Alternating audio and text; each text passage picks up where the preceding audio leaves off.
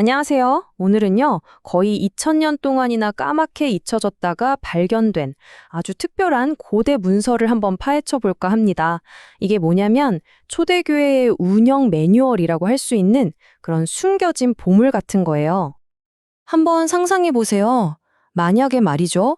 최초의 신자들이 어떻게 기도하고 어떻게 공동체를 이루고 또 어떤 마음으로 살아야 하는지 아주 구체적으로 적어놓은 일종의 안내서가 발견된다면 어떨까요? 이건 뭐 거의 타임머신을 타고 2000년 전으로 날아가서 그들의 삶을 바로 옆에서 들여다보는 거나 마찬가지겠죠?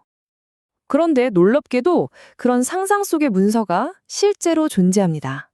그 이름이 바로 디다케예요. 지금부터 이 디다케가 대체 뭔지, 그리고 왜 이렇게까지 중요한 문서인지 그 비밀을 하나씩 풀어보겠습니다. 좋습니다. 그럼 제일 먼저 이 고대 문서의 정체부터 알아봐야겠죠? 디다보케, 대체 어떤 책일까요? 디다스케, 이건 그리스어인데요. 가르침이라는 뜻이에요. 그리고 정식 명칭은 12사도들의 가르침입니다. 이름만 들어도 이게 초대교회의 아주 핵심적인 가르침을 담고 있겠구나 하고 짐작이 가시죠? 자, 그럼 이 디다케는 누가 언제 썼을까요? 대략 서기 100년경으로 보는데요. 시리아 지역에 있던 한 초기 기독교 공동체가 기록한 걸로 추정돼요. 여기서 유다계 기독교 공동체라는 말이 좀 흥미로운데 이게 뭐냐면 유대교의 전통을 여전히 아주 중요하게 생각했던 초기 기독교인들이란 뜻이에요. 시기적으로 보면 신약 성경이 한창 쓰이던 때랑 거의 겹치거든요. 그래서 역사학자들은 이 문서를 신약 성경의 일부만큼이나 귀중한 자료로 봅니다. 무엇보다도요, 이 문서는 초대교회가 그냥 몇몇이 모인 단순한 모임이 아니었다. 와, 생각보다 훨씬 더 체계적인 공동체였다는 걸 보여주는 아주 강력한 증거가 됩니다. 그럼 디다케가 담고 있는 가장 중심적인 사상은 뭘까요? 이 문서는요, 우리 인간의 삶을 아주 명확하게 딱 두 갈래 길로 나눠서 설명하고 있어요. 디더케의 핵심, 그건 바로 생명의 길과 죽음의 길이라는 이 선명한 대비예요.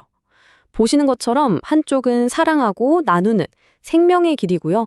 다른 한쪽은 탐욕과 거짓으로 가득 찬 죽음의 길이죠. 디더케는 이 둘 중에 하나를 선택하라고 아주 강력하게 요구해요. 어중간한 회색지대는 없다는 겁니다. 이 인용구가 정말 재밌지 않나요?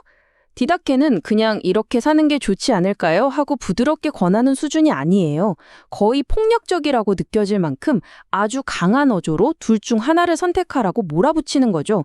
그만큼 이 선택이 신앙의 본질 그 자체라고 봤던 겁니다. 그렇다면 이런 철학을 가지고 초대교인들은 구체적으로 어떻게 생활했을까요?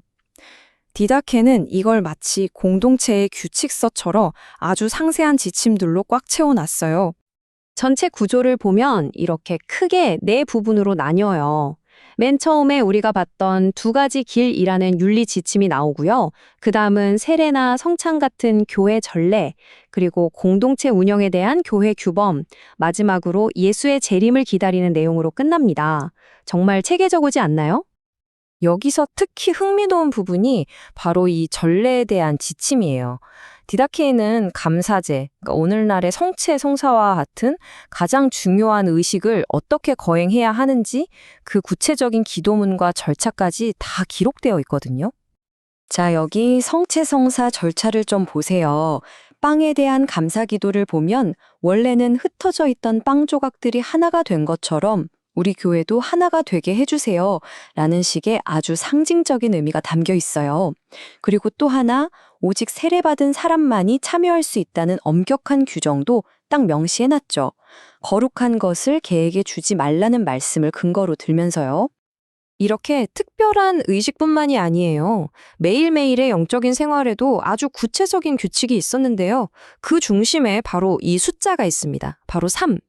디다케는 신자들에게 주님의 기도를 하루에 3번 바치라고 가르쳤어요. 이건 당시 유대인들이 하루 3번 기도하던 관습을 그대로 가져온 건데요. 이걸 보면 초기 기독교 공동체가 유대교 전통 위에 얼마나 깊이 뿌리내리고 있었는지 알 수 있는 대목이죠. 자, 공동체가 커지다 보면 당연히 리더십 문제도 생기고 영적인 권위를 내세우면서 사람들을 현혹하는 가짜들도 나타나기 마련이잖아요. 진짜와 가짜, 이걸 과연 어떻게 구별했을까요? 디다케는 여기에 대해서도 아주 현실적인 해결책을 딱 제시합니다. 디다케의 기준은 아주 명확했어요. 그 사람이 하는 화려한 말이 아니라 그 사람의 생활 태도를 보라는 거죠. 가르치는 것과 사는 게 똑같은지 이걸 공동체가 직접 판단할 권한이 있었던 거예요. 그러니까 공동체 전체가 일종의 검증 시스템이었던 셈이죠. 와, 이건 진짜 인상적이지 않나요? 디다케가 제시하는 궁극의 테스트 방법 중 하나인데요. 만약 어떤 예언자가 영적인 계시다 하면서 공동체를 위해 음식을 마련하라고 시켜요. 그래놓고 자기가 그걸 낼름 먹어버린다? 그럼 그 사람은 가짜라는 거예요. 정말 기가 막히게 실용적이고 날카로운 기준 아닌가요? 윤리적인 가르침도 마찬가지였어요. 그냥 무조건적으로 베푸는 게 다가 아니라는 거죠. 이 인용문처럼 진짜 도움이 필요한 사람이 누군지 신중하게 가려낼 때까지 고민하고 또 고민하라는 거예요.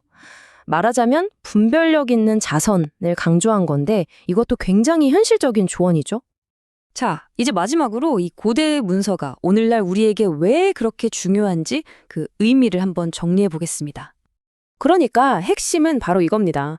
디다케가 발견되면서요, 초대교회에 대한 우리의 생각이 완전히 뒤집혔어요. 그전까지는 그냥 성령의 감동과 카리스마적인 열정으로만 움직이는 좀 자유분방한 모임이라고 생각했는데 그게 아니었던 거죠. 처음부터 아주 명확한 질서와 규칙을 가진 고도로 조직화된 공동체였다는 사실이 드러난 겁니다.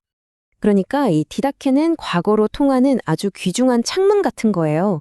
감독과 봉사자를 민주적으로 선출했던 절차라든지 가장 오래된 형태의 기도문들, 그리고 특히 마테오복음서의 가르침을 실제 공동체 생활에서 어떻게 적용했는지를 정말 생생하게 보여주거든요. 이 작은 문서 하나가 초대교회의 구체적인 모습을 다시 그려내는데 결정적인 역할을 한 셈입니다. 네, 이렇게 2000년 전에 공동체 매뉴얼을 쭉 살펴봤습니다. 엄격한 윤리적 선택, 체계적인 전례, 그리고 아주 실용적인 공동체 규범까지. 이 고대의 지혜가 오늘을 살아가는 우리에게 신앙과 공동체의 진짜 의미에 대해 어떤 질문을 던지고 있을까요? 한 번쯤 깊이 생각해 볼 만한 문제가 아닐까 싶습니다.